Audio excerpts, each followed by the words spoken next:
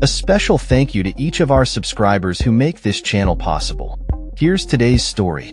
In a significant move that could reshape international trade dynamics, the Trump administration is ramping up pressure on its trading partners to finalize new agreements before a critical Wednesday deadline.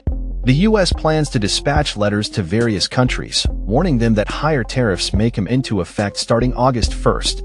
This development adds another layer of uncertainty for businesses, consumers, and America's trading allies, leaving many questions unanswered regarding which nations will be targeted and whether any last-minute changes will occur.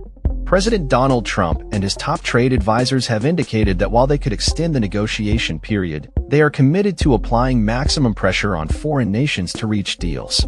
Kevin Hassett, director of the White House National Economic Council, emphasized on CBS's Face the Nation that the ultimate decision on whether to continue negotiations rests with President Trump.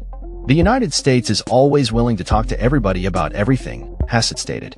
There are deadlines, and there are things that are close, so maybe things will push back past the deadline or maybe they won't.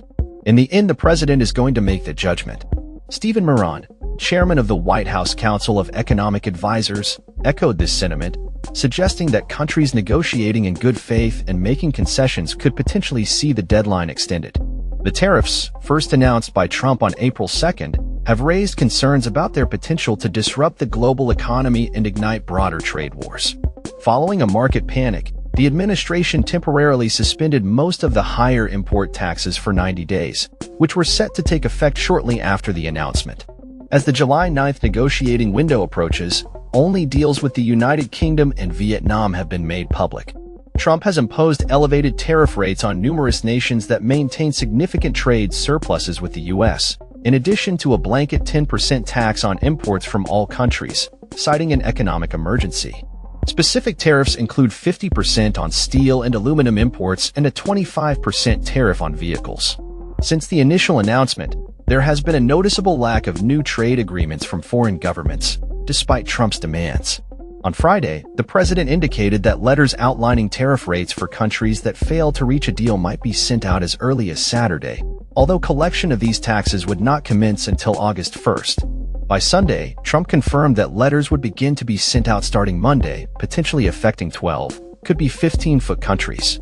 We've made deals also, Trump remarked before returning to the White House from his New Jersey residence. So we'll get to have a combination of letters, and some deals have been made. However, neither Trump nor his advisors have specified which countries will receive these letters. Treasury Secretary Scott Bessent downplayed the significance of August 1st as a new deadline and refrained from detailing what might transpire on Wednesday. "We'll see," he told CNN's State of the Union. "I'm not going to give away the playbook." Bessent did express optimism, stating that the U.S. is close to several deals and anticipates several significant announcements in the coming days. He offered no specifics, but his comments suggest that the administration is actively pursuing new trade agreements amid escalating tensions. As the situation develops, businesses and global markets will be closely monitoring the Trump administration's next moves, with the potential for significant implications on international trade relations and economic stability. That's all for this story. We upload videos every day covering many different subjects, so hit that subscribe button to stay informed. Thanks for watching.